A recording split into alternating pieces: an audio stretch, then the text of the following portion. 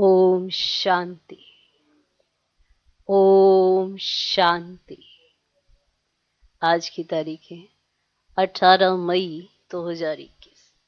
साकार महावाक्य। बाबा कहते, मीठे बच्चे, कालों का काल बाबा आया है। कालों का काल बाबा आया है, तुम्हें काल पर जीत प्राप्त कराने। मन मना भव के मंत्र से ही तुम काल पर जीत पाएंगे। बाबा कहते, मीठे बच्चे, कालों का काल बाबा आया है, तुम्हें काल पर जीत प्राप्त कराने। मन मना भव के मंत्र से ही तुम काल पर जीत पाएंगे। आज का प्रश्न, रूहानी बाप, तुम रूहानी यात्रियों को कौन सी एक विशेष शिक्षा देते हैं? रूहानी बाप, तुम रूहानी यात्रियों को कौन सी एक विशेष शिक्षा देते हैं? शिक्षा विशेष। रूहानी बाप रूहानी यात्रियों को कौन सी एक विशेष शिक्षा देते हैं? आप यात्रा पर हो, रूहानी बाप आया है, रूहानी यात्रा सिखा रहे हैं। अब इस रूहानी यात्रा में आपको एक विशेष शिक्षा दी जाती है। उत्तर, हे रूहानी यात्री, तुम देह अभिमान छोड़ देही अभिमानी बनो। हे रूहानी यात्री, तुम देह अभिमान छोड़ देही अभिमानी बनो। रावण ने आधा कल्प से तुम्हें देह अभिमानी बनाया।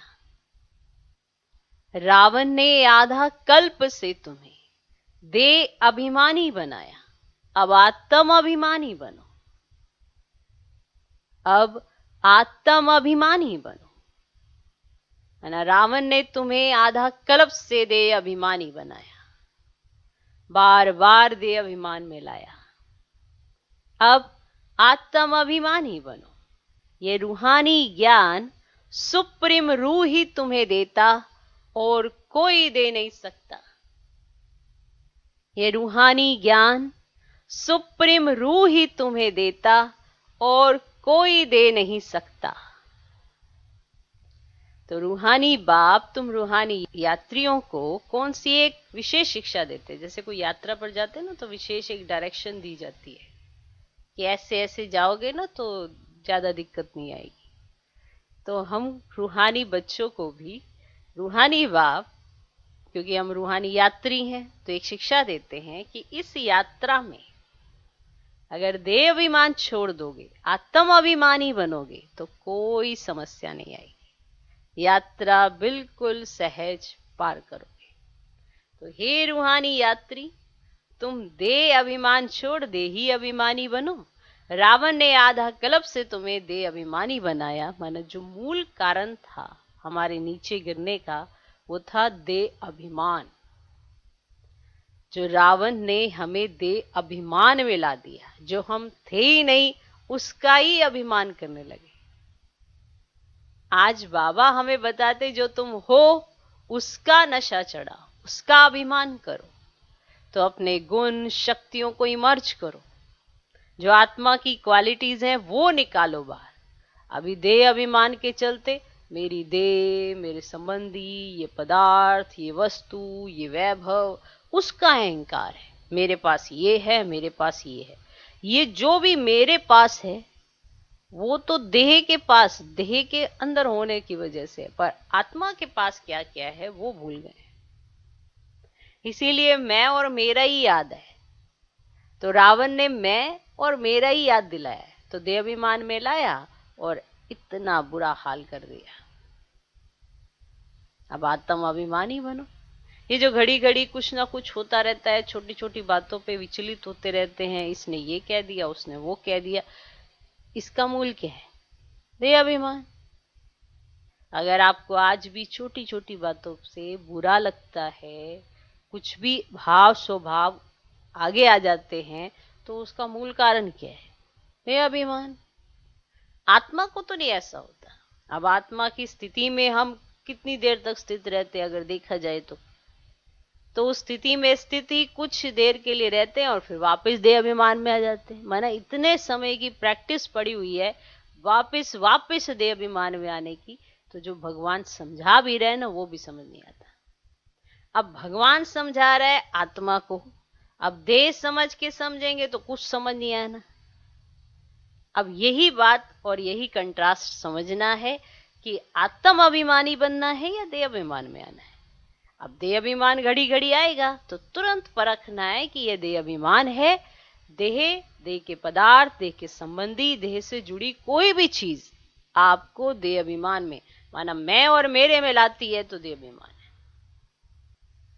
आत्म अभिमानी बनना है, आत्मा के स्वरूप को जानना है, आत्मा का स्वधर्म जानना है, आत्मा के गुण जानने हैं, आत्मा की शक्तियां जाननी है, तो जाके आत्मा का नशा चढ़े और आत्म अभिमानी हम बने। तो ये ऐसी यात्रा में ये वाली शिक्षा अगर याद रही तो यात्रा बहुत सहज है। तो काल पर जीत भी पाई जा सकती है। कालों का काल बाबा आया है, हमें काल पर जीत पहनाना सिखाते हैं। मन मना भाव के मंत्र से तुम काल पर जीत पाते हो। ओके, आज का गीत है ओम नमो शिवाय। ओम शांति, ओम शांति, ओम शांति। बच्चों ने अपने बाप की महिमा सुनी? गाया भी जाता है ऊंचे ते ऊंच भगवान, वह है सब बच्चों का बाप। बाकी जो भी हैं आपस में सब ब्रदर्स हैं और सबका बाप भी एक है और वह है शिव बाबा। बाप ने समझाया, हे बच्चों, भक्ति मार्ग में तुमको दो बाप हैं, लौकिक बाप और पारलौकिक बाप। रचयिता से रचना को वर्षा मिलता है, वह है हद का वर्षा, यह है बेहद का वर्षा। अब बेहद का बाप तो एक ही है जिससे बेहद का वर्षा मिलता है। अब वह है निराकार, उसका नाम है परम पिता परमात्मा शिव। कहते भी हैं शिव परमात्माए नमः। अब वह है ऊंचते ऊंच। तुम्हारी बुद्धि चली जाती है निराकार बाप की तरफ। अब वह रहते हैं परम धाम में, जहां से तुम आत्माएं आते हो। बाप भी वहां ही रहते हैं। वह है सर्व का सदगति करने वाला। उसमें भी भारत परम पिता परमात्मा का बर्थ प्लेस है। शिव जयंती भी यहां मनाते हैं। उस रूहानी बाप को ही ज्ञान का सागर, पतित पावन, लिबरेटर, गाइड कहा जाता है। वही दुख हरता सुख करता है, ये भारतवासी जानते हैं। ये दुखधाम है, भारत ही सुखधाम था। बाप बच्चों को बैठ समझाते हैं, हे भारतवासी, तुम विश्व के मालिक थे, जबकि तुम्हारा आदि सनातन देवी देवता धर्म था। देवी देवता धर्म श्रेष्ठ, कर्म श्रेष्ठ थे। अब यह धर्म भ्रष्ट, कर्म भ्रष्ट बन गए हैं। अपने को पावन देवता कहला नहीं सकते। कलयुग अंत तक भक्ति मार्ग चलता है, इसमें ज्ञान होता ही नहीं। ज्ञान से होती है सदगति। सर्व का सदगति दाता बाप जब तक ना आए तब तक सदगति हो ना सके। बाप कहते मैं कल्प के संगम युग पर आता हूं। इस समय है ही पतित दुनिया, पावन एक भी होता नहीं। भल सन्यासी पवित्र बनते हैं, परंतु फिर उनको पुनर्जन्म तो यहां ही लेना है। विश्व से जन्म लेना पड़े, वापिस जाने का है ही नहीं। जब चक्र पूरा होता है तब ही बाप आकर ले जाते हैं। इनको कहा ही जाता है रूहानी ज्ञान। सुप्रीम रूह सुप्रीम ज्ञान देते हैं। सुप्रीम रूह ही ज्ञान का सागर, पतित पावन है। बाकी शास्त्रों का ज्ञान तो है भक्ति मार्ग। बाप कहते यज्ञ, तप, तीर्थ आदि करते और ही नीचे गिरते आए हो। तुम पहले सतो प्रधान थे। भारत में प्योरिटी थी तो पीस प्रॉस्पर्टी भी थी, हेल्थ वेल्थ दोनों थे। आज से 5000 वर्ष की पहले की बात है। यह भारत स्वर्ग था। उस समय और कोई धर्म नहीं था, सिर्फ एक ही आदि सनातन देवी देवता धर्म था, जो परम पिता परमात्मा ने स्थापन किया। स्वर्ग की स्थापना तो वही करेंगे, मनुष्य तो कर ना सके। ऐसे तो नहीं कहेंगे कृष्ण रचयिता है, नहीं। रचयिता एक ही निराकार शिव है, बाकी है उनकी रचना। रचयिता से ही रचना को वर्षा मिलता है। बाप समझाते हैं मैं तुम्हारा बेहद का बाप हूं, तुमको बेहद का वर्षा देता हूं। 21 जन्मों के लिए सूर्यवंशी चंद्रवंशी पवित्र धर्म स्थापन करता हूं। ब्राह्मण धर्म है चोटी, सबसे ऊंचे रूहानी बाप, रूहों को आप समान बनाते हैं। बाप ज्ञान का सागर, सुख का सागर है तो तुमको भी बनाते हैं। भारत ही सुखधाम था, अभी तो दुखधाम है। बाप कैसे आते हैं किसको भी पता ही नहीं है। सत्युग आदि से कलयुग अंत तक ये सारी हिस्ट्री ज्योग्राफी भारत की है। ये लक्ष्मी नारायण कितने हेल्दी वेल्दी थे, कभी बीमार नहीं पड़ते थे। अभी काल पर विजय पाने शिक्षा ले रहे हैं, है ना। सत्युग में कभी बीमार नहीं पड़ते थे, हेल्दी वेल्दी थे। और अभी काल पर विजय पाने लिए शिक्षा ले रहे हैं। जिसको कालों का काल महाकाल कहा जाता है, वे तुमको काल पर विजय पहनाते हैं। नाम भी सुना शिवाय नमः। तुम ऐसे तो नहीं कहेंगे परमात्मा सर्वव्यापी है, कुत्ते बिल्ली में है। इसको कहा जाता है धर्म की गलानी, बाप की गलानी करते हैं। अभी यह है कल्प का संगम समय। इस समय ही विनाश काले विपरीत बुद्धि कहा जाता है। अब विनाश तो सामने खड़ा है, गीता में भी लिखा है, यादव कौरव पांडव क्या करत भय। सर्वशास्त्रमयी शिरोमणि श्रीमद् भगवत गीता है, उनसे ही फिर और शास्त्र निकले हैं। तुम जानते हो गीता है डीटी धर्म का शास्त्र। बाप कहते हैं मैं आता हूं तुमको शूद्र से ब्राह्मण बनाता हूं, फिर 100 देवी देवता बनाता हूं, फिर तुम क्षत्रिय वैश्य शूद्र बनते हो। बाप समझाते हैं तुम 84 जन्म कैसे लेते हो। सबसे जास्ती जन्म जरूर वे लेते हैं जो पहले पहले सत्युग में आते हैं। मैक्सिमम 84 जन्म लिए हैं तुम भारतवासियों ने, मिनिमम 1 जन्म। ये भी बाप ही बैठ समझाते हैं। बाप बिगर किसको ज्ञान का सागर नहीं कहा जाता। पतित पावन ज्ञान का सागर कहने से बुद्धि ऊपर चली जाती है, तो बाप ही सबको लिबरेट कर वापस ले जाते हैं। सर्व का सदगति दाता एक ही बाप है। अच्छा, फिर सर्व की दुर्गति कैसे होती है, कौन करता है? सदगति सत्युग को, दुर्गति कलयुग को कहा जाता है। बाप कहते हैं मैं कल्प कल्प तुम बच्चों को आकर सदगति देता। तुम बच्चे सारे वर्ल्ड की हिस्ट्री ज्योग्राफी जानते हो। स्कूलों में तो आधी हिस्ट्री ज्योग्राफी सिखाते हैं। सत्युग त्रेता में कौन राज्य करते थे किसको पता ही नहीं। चित्र तो बरोबर है, ये लक्ष्मी नारायण राज्य करते थे। कितना समय वह राजधानी चली तुम बता सकते हो। क्रिश्चियन डिनाइस्टी 2000 वर्ष चली, क्रिश्चियंस डिनाइस्टी 2000 वर्ष चली, बौद्ध डिनाइस्टी इतना समय चली, इस्लामी उनके आगे फिर चंद्रवंशी थे तो 1250 वर्ष चले। सत्युग त्रेता में सूर्यवंशी चंद्रवंशी ही थे और कोई धर्म ही नहीं था। तुम ही सूर्यवंशी चंद्रवंशी बनते हो, अब फिर से बने हो ब्राह्मण वंशी। ये सारा नाटक भारत पर ही बना है। भारत ही हेल और हेवन बनता है, और धर्म वालों के लिए नहीं कहेंगे ऐसे। वे तो हेवन में होते ही नहीं। कोई मरता है तो कहते स्वर्गवासी हुआ, परंतु समझते नहीं नरकवासियों को तो नरक में ही जन्म लेना पड़े, स्वर्गवासी स्वर्ग में ही पुनर्जन्म लेंगे। तुम बच्चे समझते हो ये लक्ष्मी नारायण स्वर्गवासी थे, उन्होंने ये राजधानी कैसे पाई? लाखों वर्ष की बात तो याद रह ही ना सके। सत्युग में ये शास्त्र आदि होते ही नहीं है। ये सारी भक्ति की सामग्री है, सीढ़ी नीचे उतरनी ही है। सतो प्रधान से सतो रजो तमो में यह सीढ़ी उतरने में 5000 वर्ष लगते हैं। सत्युग में 16 कला संपूर्ण, फिर त्रेता में 2 कला कम, आत्मा में चांदी की खाद पड़ी, कॉपर एज में आए तो कॉपर की अलाय पड़ी। इस समय बिल्कुल ही तमो प्रधान है। तो सारा प्रोसेस बाबा ने समझा दिया, कैसे कैसे अवस्थाएं कैसे बनी और कैसे कौन से कुल में गए, कैसे वंशी बने, कैसे चंद्रवंशी बने, कैसे वैश्य वंशी, कैसे शूद्र वंशी, और अभी हम ब्राह्मण वंशी हैं। तो इस समय तो बिल्कुल ही तमो प्रधान है। आत्मा में ही खाद पड़ती है, तुम ही पूरे 84 जन्म लेते हो।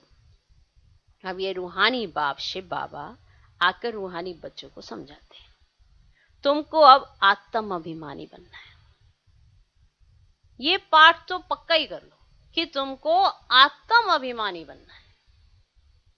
रावण की प्रवेशता होने से सब देह अभिमानी बन जाते हैं। कई बार ऐसा होता है, देखा भी गया है, छोटी छोटी बात में देह अभिमान आता है और पता भी नहीं पड़ता कहीं कि हम देह अभिमान में हैं। फिर कोई आके कहेगा कि आप में तो ऐसे देखो, ऐसे ऐसे आप एक्टिविटीज कर रहे हो, फिर एहसास हो अच्छा देह अभिमान, तो कितना समय तो देह अभिमान में रह ली, तो प्रैक्टिस किसकी चल रही है फिर। इसीलिए तो कहा जाता है बीच बीच में अपनी चेकिंग करते रहना चाहिए कि अभी से जो 1 घंटा बीता उसमें क्या आत्म अभिमानी स्थिति थी, अब जो ये आगे का 1 घंटा बीता ना उसमें कैसी स्थिति रखनी है। हर बात में बीच बीच में अपनी चेकिंग करनी है। किसी और की चेकिंग करने से क्या उसके पुरुषार्थ का फल आपको मिल जाना है? क्या हो जाना है? अपनी चेकिंग करने से ही तो आपको प्रारब्ध मिलेगी ना। अपनी चेकिंग करने से ही तो सब कुछ सही होगा। अगर दूसरे की बात किसी दूसरे को भी बताई, फिर दूसरे को बताई, तीसरे को बताई, तो धुआं ही निकाल रहे हैं। बाबा ने स्पष्ट शब्दों में कहा था, इसकी बात उसको, उसकी बात उसको, उसकी बात उसको। ये सब क्या है? व्यर्थ का आदान प्रदान, धुआं। धुआएं तो नहीं इकट्ठी हो रही। अब धुआएं इकट्ठी नहीं हो रही तो समय पर मदद कैसे मिलेगी? क्योंकि दुआएं तो चाहिए, बहुत दुआएं चाहिए। क्योंकि जब पुरुषार्थ नहीं कर पाएंगे तो मदद कौन करेंगी? ये दुआएं ही तो मदद करेंगी। क्योंकि कई बार ऐसा होता है, शरीर ऐसा हो जाता है तो आत्मा पुरुषार्थ नहीं कर पाती है, तो कौन क्या मदद करता है? तब दुआ मदद करती है। तो दुआएं कमाई होंगी तो मदद करेंगी। तो बार बार बीच बीच में चेक करते रहना चाहिए कि हम आत्म अभिमानी रहे हैं या देह अभिमान आया है। कई बार छोटी छोटी बातों में पता ही नहीं पड़ता कि घंटों तक देह अभिमान में है, कहीं तो घंटों क्या दिनों तक देह अभिमान में रह लेते हैं, फिर साल भी हो जाते हैं। तो फिर बताओ, स्थिति ही नहीं बनाई है तो परखा ही नहीं है, तो चेकिंग करके चेंज कैसे करेंगे? कुछ ऐसा तो नहीं किया, कुछ ऐसी एक्टिविटीज तो नहीं चली जो बाप की डायरेक्शन के विपरीत हो। क्योंकि बाबा ने तो कहा, बाप समान तुम्हारे बोल, बाप समान तुम्हारे संकल्प, बाप समान तुम्हारी हर एक्टिविटी होनी चाहिए। पर चेक भी तो करते रहना पड़ेगा। आप करते गए, आगे बढ़ते गए, करते गए, आगे बढ़ते गए, और आगे बढ़ के देखा तो हमने क्या कमाया? हमने तो देह अभिमान में ही सब कुछ कर डाला, स्थिति ही नहीं बनी। अब स्थिति बनेगी तो उसका स्वरूप आपको अपने आप में भी महसूस होगा। ऐसा नहीं कि स्थिति बना रहे हो और पता ही ना चले। स्थिति बनती है तो खुद में भी पता चलता है ना। तो तुमको अब आत्म अभिमानी बनना है। रावण की प्रवेशता होने से सब देह अभिमानी बन जाते हैं। अपने को आत्मा समझना है। अब अपने को आत्मा समझना है। हमने ही 84 जन्म ले भिन्न भिन्न पार्ट बजाते आए हैं। अब 84 का चक्र पूरा हुआ, अब तो शरीर भी जर्जरीभूत हो गया है। द्वापर से रावण राज्य होता है और सत्युग में राम राज्य, और सत्युग में तुम आत्म अभिमानी थे। द्वापर कलयुग में तुम देह अभिमानी बन जाते हो, ना आत्मा को ना परमात्मा को जानते हो। बाप समझाते हैं आत्मा एक स्टार है, भृगुटी के बीच में चमकता है अजब सितारा। उनको सिवाय दिव्य दृष्टि के देखा नहीं जा सकता है, वे बिल्कुल ही सूक्ष्म है। आत्मा ही एक शरीर छोड़ दूसरा लेती है। हम आत्मा ने 84 जन्म लिए हैं। परम पिता परमात्मा भी बिंदी है, उनको ही ज्ञान का सागर, पतित पावन, नॉलेजफुल कहा जाता है। परम पिता परम आत्मा में सृष्टि के आदि मध्य अंत का ज्ञान है।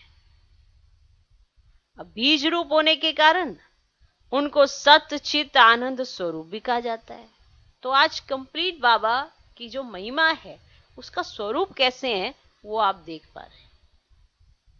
बाप में जो ज्ञान है वह जरूर सुनाना पड़े। यह है स्पिरिचुअल नॉलेज। सब रूहों का बाप आकर रूहों को पढ़ाते हैं। तुमको आत्म अभिमानी बनना है। शिव बाबा हमको पढ़ाते हैं, वही नॉलेजफुल है। बाबा ही आकर स्वर की रचना रचते हैं, तुमको स्वर का लायक बनाते हैं। ये सृष्टि का राज कोई मनुष्य नहीं जानते। बाप को ही ना जानने के कारण भारत का ये हाल हुआ है। भारत में प्योरिटी थी तो पीस प्रॉस्पर्टी थी। अभी तो है ही नर्क, फिर कोई स्वर्ग में जा कैसे सकते? बिल्कुल ही पत्थर बुद्धि हो गए। बाप कहते हैं मैं बच्चों के लिए कोई तो सौगात ले आऊंगा, तुमको स्वर्ग का मालिक बनाता हूं। जिन्होंने कल पहले वर्षा लिया है वही अब लेंगे, मनुष्य से देवता बनेंगे। वास्तव में प्रजापिता ब्रह्मा के तो सब बच्चे हैं।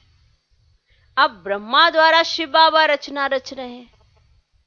ब्रह्मा कुमार कुमारी बनते जाते हैं। शिव बाबा से वर्षा लेने के लिए पुरुषार्थ करना है। तमो प्रधान से सतो प्रधान बनना है। तो बाप कहते बच्चों मुझे याद करो तो तुम्हारे सभी कर्म विनाश होंगे। ये स्पिरिचुअल नॉलेज सिवाय बाप की और कोई दे ही नहीं सकता। रूहानी बाप ही रूहों को नॉलेज देते हैं। तुम रूहानी यात्रा करते हो, देह अभिमान को छोड़ देही अभिमानी बनते हो। आत्मा अविनाशी है, आत्मा में ही पाठ भरा हुआ है। बहुत सिंपल सिंपल शब्दों में बाबा ने महावाक्य सुनाए हैं। आत्मा कैसे 84 जन्मों का पाठ बजाती है। अब मालूम पड़ा है हम सूर्यवंशी थे, फिर चंद्रवंशी बने, फिर हमको सूर्यवंशी बनना है। अभी बाप सतो प्रधान बनने की शिक्षा देते हैं। मामे कम याद करो, भगवान उवाच। अब गीता का भगवान शिव बाबा है, ना कि श्री कृष्ण। अब कृष्ण की आत्मा भी अब सीख रही है। अच्छा, मीठे मीठे सिकिलदे बच्चों प्रति माता पिता बाप दादा का याद प्यार और गुड मॉर्निंग। रूहानी बाप की रूहानी बच्चों को नमस्ते। हम रूहानी बच्चों की भी रूहानी बाप को नमस्ते नमस्ते नमस्ते। Good morning good morning good morning. तो पहले आपको ये समझ में आया बाबा क्या पढ़ाना चाहते हैं? आत्मा का पाठ पक्का कराना चाहते हैं। कैसे आत्मा आती है, कैसे पाठ बजाती है, कैसे 84 जन्म लेती है। तो जब सतयुग है तो सतयुग में जन्म लेगी, जब त्रेता है तो त्रेता में लेगी, अब जब द्वापर में आई है तो द्वापर में जन्म लेगी। तो जो सृष्टि में जो समय चल रहा होगा उसके हिसाब से जन्म होंगे। तो कृष्ण की आत्मा भी अब सीख रही है ना। तो जैसे बाबा हमें पढ़ा रहे हैं, सिखा रहे हैं, समझा रहे हैं। अब ये आत्मा का जो पाठ है ना उसको पक्का करो। अब टाइम नहीं बचा है। और कब पक्का करेंगे? बार बार घड़ी घड़ी देह अभिमान में आ जाना, इसने ये कहा, उसने वो कहा, उसने ये कहा, बस इसी में जाते रहना। ये समय थोड़ा बचा अब ये करने का। किसने क्या कहा बस यही करते रहो। समझा? कुछ समझ में आया? अच्छा, तो सभी बच्चे सुन रहे हैं, मुरली सुन रहे हैं, याद प्यार ली है। सौगात बाबा ले आए हैं स्वर्ग का मालिक बनाने के लिए। इसलिए बाबा कहते विकर्म को विनाश करो अपने। जो विकर्म हुए हैं वैसे तो मानते हो ना, विकर्म तो हुए तम प्रधानता के कारण। तो चलो सुनो, धारणा के लिए मुख्य सार पहला पॉइंट, रूहानी यात्रा करनी और करानी है। स्वयं को सतो प्रधान बनाने के लिए एक बाप को याद करना है। आत्म अभिमानी बनने का पूरा पूरा पुरुषार्थ करना है। रूहानी यात्रा करनी और करानी है। स्वयं को सतो प्रधान बनाने के लिए एक बाप को याद करना है। आत्म अभिमानी बनने का पूरा पूरा पुरुषार्थ करना है। दूसरा पॉइंट, काल पर विजय पाने के लिए बाप की शिक्षा को ध्यान पर रखना है। अपने को रूह समझ रूहों को ज्ञान देना है। काल पर विजय पाने के लिए बाप की शिक्षा को ध्यान पर रखना है। अपने को रूह समझ रूहों को ज्ञान देना है। आज का वरदान, आवाज से परे की स्थिति में स्थित हो सर्व गुणों का अनुभव करने वाले मास्टर बीज रूप भव। आवाज से परे की स्थिति में स्थित हो सर्व गुणों का अनुभव करने वाले मास्टर बीज रूप भव। आवाज से परे की स्थिति में स्थित हो सर्व गुणों का अनुभव करने वाले मास्टर बीज रूप भव। जैसे बीज में सारा वृक्ष समाया हुआ होता है, वैसे ही आवाज से परे की स्थिति में संगम युग के सर्व विशेष गुण अनुभव में आते हैं। लो विशेष पॉइंट याद रखो आज का। जैसे बीज में सारा वृक्ष समाया, जैसे बीज को देखते हैं ना तो सारा वृक्ष इमर्ज हो जाता है, वैसे ही आवाज से परे की स्थिति में संगम युग के सर्व विशेष गुण अनुभव में आते हैं। मास्टर बीज रूप बनना अर्थात सिर्फ शांति नहीं, लेकिन शांति के साथ ज्ञान, अतीन्द्रिय सुख, प्रेम, आनंद, शक्ति। मास्टर बीज रूप बनना अर्थात सिर्फ शांति नहीं, लेकिन शांति के साथ ज्ञान, अतीन्द्रिय सुख, प्रेम, आनंद, शक्ति आदि आदि सर्व मुख्य गुणों का अनुभव करना। यह अनुभव सिर्फ स्वयं को नहीं होता, लेकिन अन्य आत्माएं भी उनके चेहरे से सर्व गुणों का अनुभव करती हैं। एक गुण में सर्व गुण समाये हुए रहते हैं। मास्टर बीज रूप बनना अर्थात सिर्फ शांति नहीं, लेकिन शांति के साथ ज्ञान, अतीन्द्रिय सुख, प्रेम, आनंद, शक्ति आदि आदि सर्व मुख्य गुणों का अनुभव करना। यह अनुभव सिर्फ स्वयं को नहीं होता, लेकिन अन्य आत्माएं भी उनके चेहरे से सर्व गुणों का अनुभव करती हैं। एक गुण में सर्व गुण समाये हुए रहते हैं। आज का स्लोगन, अच्छाई धारण करो लेकिन अच्छाई में प्रभावित नहीं हो जाओ। अच्छाई धारण करो लेकिन अच्छाई में प्रभावित नहीं हो जाओ। अच्छा, मातेश्वरी जी के अनमोल महावाक्य, जिसका साथी भगवान है उनको क्या रोकेगा आंधी और तूफान। जिसका साथी भगवान है उनको क्या रोकेगा आंधी और तूफान। जिसका साथी है भगवान उसको क्या रोकेगा आंधी और तूफान। देखो, यह गीत सिद्ध करता है कि आत्मा और परमात्मा दो चीजें, ना कि ईश्वर सर्वव्यापी है। दो चीजें, क्योंकि एक साथी है। क्योंकि जिसका साथी है ईश्वर, वो हाजिर होते हुए फिर भी सृष्टि में इतना दुख क्यों। मनुष्य इतने कंगाल मोहताज क्यों। परमात्मा तो सुख स्वरूप है, तो सर्वव्यापी परमात्मा कहना गोया परमात्मा की इंसल्ट करना है। भगवान के हाजिर होते दुनिया सुख स्वरूप होनी चाहिए, वह दुख रूप। अगर हाजिर नाजिर है तो परमात्मा यही है, तो फिर तो सुख स्वरूप होनी चाहिए दुनिया, दुख रूप क्यों। फिर परमात्मा को पुकारने की दरकार क्यों। तो इस समय माया सर्वव्यापी है, ना कि परमात्मा हाजिर है। परमात्मा सिर्फ एक बार संगम पर आता है, तब उनको हाजिर नाजिर कह सकते हैं। बाकी उनकी याद सबके दिलों में जरूर व्यापक है। शरीर को चलाने वाली शक्ति तो हर एक में भिन्न भिन्न संस्कार वाली आत्मा है, ना कि परमात्मा है। शरीर को तो आत्मा चला रही है ना कि सबके शरीर के अंदर परमात्मा है। सबके अलग अलग संस्कार हैं, अलग अलग संस्कारों वाली आत्मा है, ना कि परमात्मा है। अब विचार करना है कि परमात्मा का साथ क्यों लिया है। इस माया के आंधी और तूफान से पार होने के लिए तो जरूर कोई माया का तूफान है, जिससे पार होने के लिए उस परमात्मा का साथ हम आत्माएं मांगती हैं।